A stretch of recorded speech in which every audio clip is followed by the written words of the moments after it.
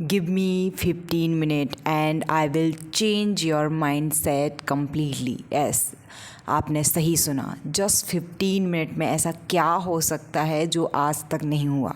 तो सबसे पहले मैं आपसे पूछती हूँ कि आज आप जो भी करते हो ज़रा देखो कि वो किस पैटर्न पे कर रहे हो। आपके पेरेंट्स में, पापा या मम्मी में से कोई क्या वो एग्जैक्टली पैटर्न फॉलो कर रहा था, चाहे वो रिलेशनशिप रिगार्डिंग हो, चाहे वो मनी रिगार्डिंग हो, करियर रिगार्डिंग हो। क्या आपको कोई इंसान ना चाहते हुए भी बहुत अच्छा लगता है, आप उसके पास खींचे चले जाते हो? क्यों कुछ लोग ऐसे हैं जिनके बारे में सोच के, देख के आपको बस झंझलाहट होती है, गुस्सा आता है। तो आज के इस वीडियो में इन सभी क्वेश्चंस के जवाब मैं आपको देने वाली हूँ। बात है, बहुत सिंपल सी बात है। लोग कहते हैं आजकल लॉ ऑफ अट्रैक्शन का हाइप है।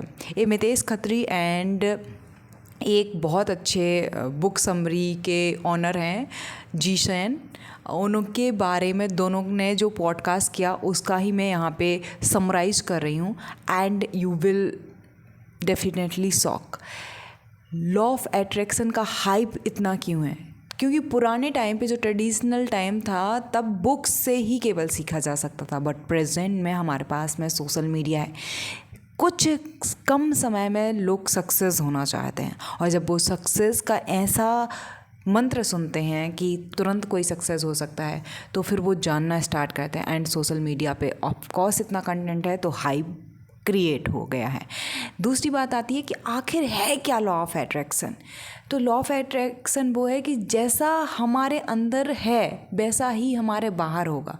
हमें लगता है, जैसे मैं देखती हूँ कि मेरी माँ क्या करती हैं, किसी को बहुत वैल्यू करती हैं और वो उनको उतनी वैल्यू नहीं करता है एंड सेम मेरे साथ होने लगता है आफ्टर द सम टाइम।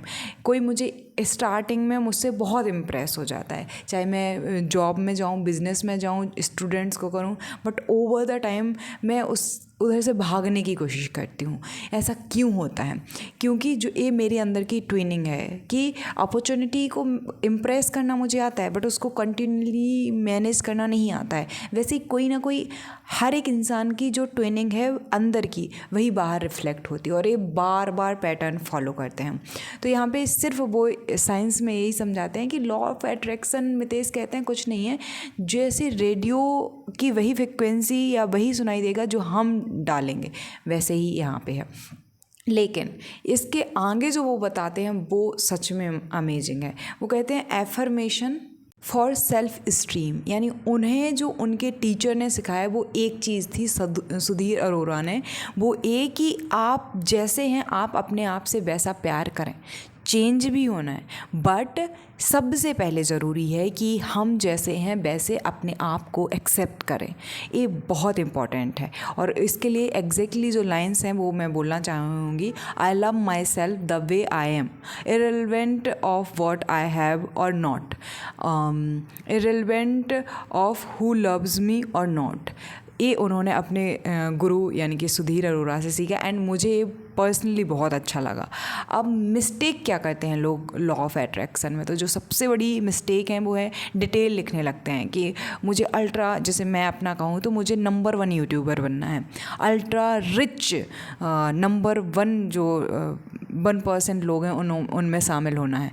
तो मैं इसकी बहुत डिटेलिंग करूँ कि मेरा घर ऐसा ऐसा होना चाहिए या मुझे पर्टिकुलर इस काम से पैसा आना चाहिए, तो नहीं, ये सब नहीं है कि डिटेल्स स्मॉल डिटेल्स लिखो। नहीं, आपको आपका एंड गोल बस याद रहना चाहिए, आपको वो एफर्मेशन में डालना चाहिए। And second most important, surrender कर देना चाहिए कि यस हो गया, अब तो बस हो ही गया, मैं जी रही हूँ वो life. And third most important चीज़ जो इन्होंने यहाँ पे की, फील एफर्टलेसली हो रहा है वो काम, आपको एफर्ट नहीं डालने पड़ रहे हैं। तो ये मिस्टेक अगर आप कर रहे हैं तो मत कीजिए। इसके बाद जो वो बात करते हैं एडवांस लॉ ऑफ अट्रैक्शन की, जिसकी वजह से शायद किसी के लिए लॉ ऑफ अट्रैक्शन मैनिफेस्टेशन काम नहीं करता है, वो ये है कि एडवांस लॉ ऑफ अट्रैक्शन की यहाँ पे वो बात करते हैं कि हमें अपनी बेसिक नीड्स का पता नहीं है। हमारी बेसिक नीड्स हैं क्या? आपको पता है कि आप सबसे ज़्यादा प्रायोरिटी किस चीज़ को देते हैं? चलिए इसको जानते हैं। 7 चक्रा, एक एक चक्रा पे बहुत अच्छे से, चक्रा इंग्लिश वर्ड है, मैं चक्र कहूँगी, मुझे अच्छा लगेगा चक्र बोलने में। रूट चक्र जो है वो नीचे से स्टार्ट होता है और ऊपर तक आते हैं हम। सो एक एक चक्र में हम डेप्थ में जाएंगे और यहीं पे आप सीख लेंगे कि किसी भी इंसान की फ्रिक्वेंसी आप कैसे पता करेंगे और एवरीथिंग। सो फर्स्ट जो रूट चक्र है ना, वो कंफर्ट देखता है। वो देखता है कि मेरी लाइफ कितनी कंफर्टेबल है। अगर ज़्यादातर जो गर्ल्स हैं जो घर में बंधी पड़ी होती हैं, उनका या तो चेंज किया जा सकता है चक्र की प्रायोरिटी। उनका ये होता है कि मुझे कंफर्टेबल लाइफ चाहिए, मुझे ज़्यादा इधर उधर परेशानी ना होना पड़े, तो कंफर्ट चाहते हैं यहाँ पे लोग। तो जो पहला है आपका रूट चक्रा, उसका काम क्या है? Comfortable life, security, okay. और ऐसे लोग एस्ट्रोलॉजी में भी लिव करेंगे। मेरा ए प्रायोरिटी में 7 नंबर पे आता है, मतलब मैं कंफर्टेबल या इसको मतलब प्योरिटी में बहुत लास्ट में है मेरे। आप बताइए आपके में किस में? सेकंड चक्रा है सैक्रल चक्रा। सैक्रल चक्रा में चेंजेस बहुत ज़्यादा लोग चाहते हैं, चेंज से रिलेटेड है, बदलाव चाहते हैं, रिस्क लेना उन्हें पसंद होता है, एडवेंचर करना पसंद होता है। तो ऐसे लोग अपनी जॉब से भी बहुत जल्दी जल्दी रिज़ाइन करते हैं या जॉब स्विच करते रहते हैं। ट्रैवलिंग ऐसे लोग अगर करें तो बहुत आगे जाते हैं, एंड मैनी अदर थिंग्स। अब थर्ड जो आता है वो है सोलर प्लेक्स चक्रा। सोलर फ्लेक्स चक्रा एक तरीके से सेल्फ स्टीम है, यानी लव, अटेंशन चाहिए, सबका केयर चाहिए एंड एप्रिशिएशन चाहिए। ये नेगेटिव भी हो सकता है। अगर किसी को इम्पोर्टेंस नहीं मिल रही है, अटेंशन नहीं मिल रही है, तो वो एरोगेंट हो सकता है, नेगेटिव में भी ये जा सकता है।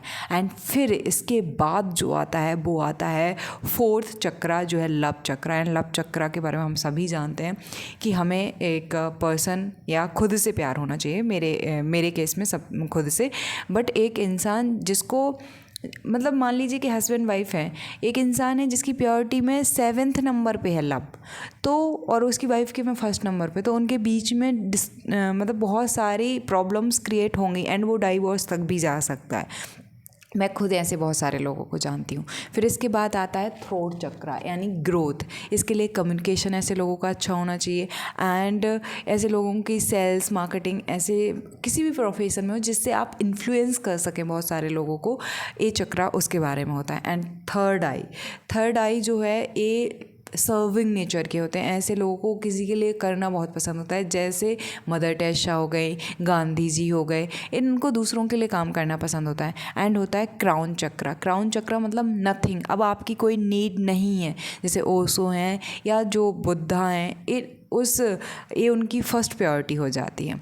अगर मैं अपनी, अब इसका काम ख़त्म नहीं हुआ है, अब आपका काम नहीं हुआ है, काम मैं दे रही हूँ आपको। इन 7 चक्रास को प्रायोरिटी बेस लिखना है कि आपकी क्या है। अब जैसे शाहरुख खान का एग्जांपल लें तो शाहरुख खान का एग्जांपल वही बताते हैं मितेश एंड जी से बात करते हुए कि उसको सबसे पहले क्या चाहिए। तो क्योंकि जो शाहरुख खान को अच्छे से जानता है एंड मोस्ट ऑफ लोग जानते हैं, मैं उतना नहीं जानती हूँ, मतलब मूवीज़ देखी हैं बट उनकी पर्सनल लाइफ मुझे ज़्यादा खास पता नहीं है। तो क्या चाहिए उसको ग्रोथ चाहिए। लगातार 30-40 साल से लगातार इंसान बना हुआ है, क्यों? क्योंकि उसने हमेशा ऐसा बनाया है। तो ग्रोथ पहले नंबर पे चाहिए। दूसरे नंबर पे वो मैं I am the best, I am वो, तो अपने आप को इम्पोर्टेंस देना है, यानी कि जो सोलर फ्लेक्स चक्रा है वो उसका 2nd नंबर पे आता है। थर्ड, अपनी फैमिली को प्रायोरिटी देना कि अगर मैं थक के भी आया हूँ तो मैं अपनी फैमिली को टाइम दूंगा, तो ये थर्ड उसका है। ऐसे 4th 5th 6th जाएंगे। टॉप 3 आपको अपने पता करने हैं। मदर टेरेसा की बात करें तो वो सर्विंग नेचर की थी, उनका पहला वो रहा होगा। मैंने अपना बता दिया है, आपको अपना फाइंड आउट करना है एंड फाइंड आउट करना ही करना है। एंड नेक्स्ट जो है वो है कि क्यों प्रॉब्लम होती है बहुत सारे लोगों को बहुत सारी चीज़ों में। ऐसा करके नीड्स को प्रायोरिटाइज करके अपने गोल को, अपने चक्रा को फिक्स करने के बाद में आप अपनी फ्रिक्वेंसी जान लेंगे, देन आपको match your needs with your goals. ऐसा करने से आप बहुत आगे चले जाएंगे। बट ऐसा करेंगे कैसे? आपको क्लैरिटी चाहिए, लेकिन गोल्स में नहीं, वैल्यूज़ में। आपका अगर मान लीजिए मेरे लिए सबसे इम्पॉर्टेंट है लव, बट कोई मुझे क्या कर रहा है, बहुत ज़्यादा पैसे दे जा रहा है, पैसे दिए जा रहा है, मेरी जॉब से मुझे बहुत पैसा आ रहा है, बट मैं अपने पेरेंट्स के साथ टाइम स्पेंड नहीं कर पा रही हूँ। तो मैं शायद वो कितना ही ज़्यादा वैल्यू हो, बट मैं उसको करूँगी तो मुझे अच्छा फील नहीं होगा। तो हमें बहुत अच्छे से अपनी वैल्यूज़ का पता हो। सो वैल्यूज़ को हमें जानने के लिए सबसे पहले अवेयरनेस ज़रूरी है, रियलाइजेशन इम्पॉर्टेंट है। अब इसके बाद आती है बात वैल्यूज़ की। तो कुछ लोग ऐसे होते हैं कि डिजिटल मार्केटिंग में फ़ायदा हो रहा है, इसमें घुस जाते हैं, सेल्स में फ़ायदा है, इसमें घुस जाते हैं, जो अपॉर्चुनिटी आई सब में हाथ मारते हैं, बट वो अपनी वैल्यूज़ पे काम नहीं कर रहे हैं। तो उन्हें मिलता है लेकिन उसमें थोड़ा सा स्ट्रगल आया, वो पीछे बैक एंड पे चले जाते हैं, वो छोड़ देते हैं। अब वैल्यूज़ को रिकॉग्नाइज कैसे करें, वैल्यूज़ को कैसे आइडेंटिफाई करें? तो यहाँ पे 4 चीज़ें, 4 साइन हैं अपने वैल्यू को रिकॉग्नाइज करने का। पहला कि टाइम हम किसको देते हैं, मनी किसको देते हैं, फोकस किस पे करते हैं, एंड स्पेस किसको, हमारे स्पेस में क्या है। तो जैसे आप मेरे आसपास में देखो कि यूट्यूब मेरा प्राइम गोल है, ठीक है, नंबर 1 यूट्यूबर बनना है तो प्राइम गोल है। दूसरा, मेरे पास में मेरी सिस्टर लेटी हुई है और स्पेस में, एंड मुझे मेरी फैमिली बहुत इंपॉर्टेंट है।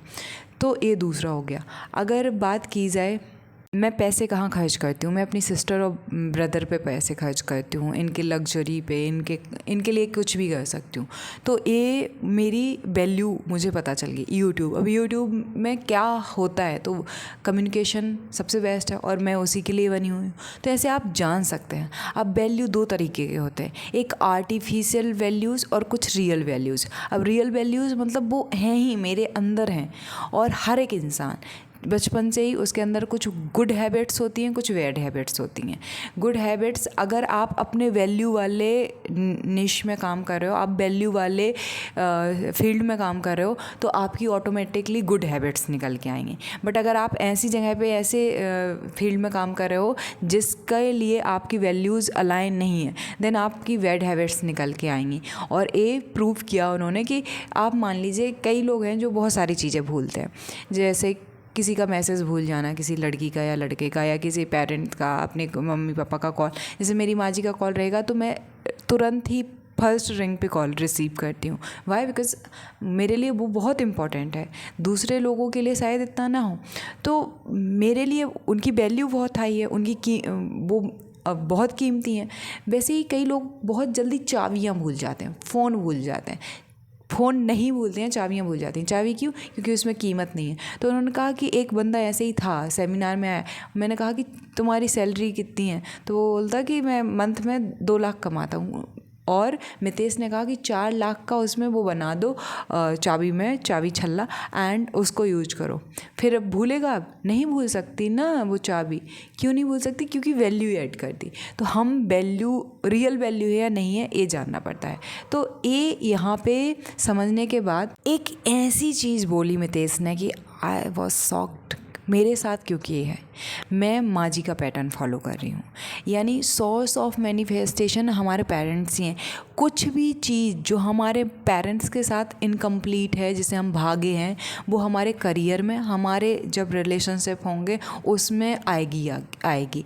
तो उसको फिक्स करना, जैसे कि क्या होता है, माँ जी और मेरी बात हो और वो मुझसे काम रिगार्डिंग पूछे तुम क्या काम कर रही हो, तो आपको क्या बता दें यार, तो मैं कि ठीक है अब बाद में बात करते हैं, शाम को बात करेंगे, ऐसा कर।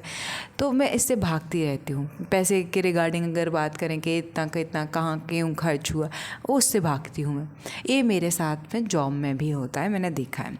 तो उन्होंने कहा है इसको फिक्स कराते हैं हम एडवांस लॉ ऑफ अट्रैक्शन में, तो इसको फिक्स कीजिए। उन्होंने अपने एग्जाम्पल से बताया कि मैं अपने पेरेंट्स के किस किस चीज़ से भागता था, फिर जब मैंने उसको एक्सेप्ट करा एंड जब मैंने उसके अप्रिसिएशन करा, देन मेरे अंदर वो गुड क्वालिटी के रूप में आया एंड मैंने रिजॉल्व कर दिया। तो मैंने भी ये सीखा। अब मैं हर दिन 1 घंटे माँ जी से कॉल करके आराम से जो भी हमारे बीच का कम्युनिकेशन है, जिसकी वजह से मैं भागती हूँ कई बार, तो वो मैं नहीं करूँगी। इसके बाद जो उन्होंने एक बहुत अच्छी चीज़ बोली कि कई लोगों को लगता है हेल्थ, वेल्थ, रिलेशनशिप और स्पिरिचुअलिटी साथ नहीं हो सकती, बट उन्होंने कहा कि ये साथ ही हो सकती हैं। ये साथ नहीं होती हैं तो एक के लिए तो हम बहुत सेटिस्फाइड होते हैं एंड दूसरे के लिए हम डिससेटिस्फाई ही नहीं, डिस्परेट हो जाता है बहुत ज़्यादा। तो जिस चीज़ के लिए हम डिस्परेट हैं वही चीज़ ना चाहते हुए भी हम सोच रहे होते हैं बहुत ज़्यादा। सो ऐसा नहीं करना है और अपनी लाइफ का पर्पज़ फाइंड करना है। तो पर्पज़ ऑफ लाइफ आप सुबह से लेकर रात तक में जो भी इमोशंस की फीलिंग करना चाहते हैं वो आप लिख लीजिए। एंड इसको ही वो बोलते हैं कि आपका मेरा सबका जो मेन कोर एरिया है वो एक्सपीरियंस है इमोशंस का, एंड आप वो कर लेंगे तो हो जाएगा। एक वीडियो है, ऐसे पूरा प्लेलिस्ट क्रिएट करा है, जाके चेकआउट करना एंड बताना कि वीडियो में सच में डेप्थ है या मैंने ऐसे ही आपके 15 मिनट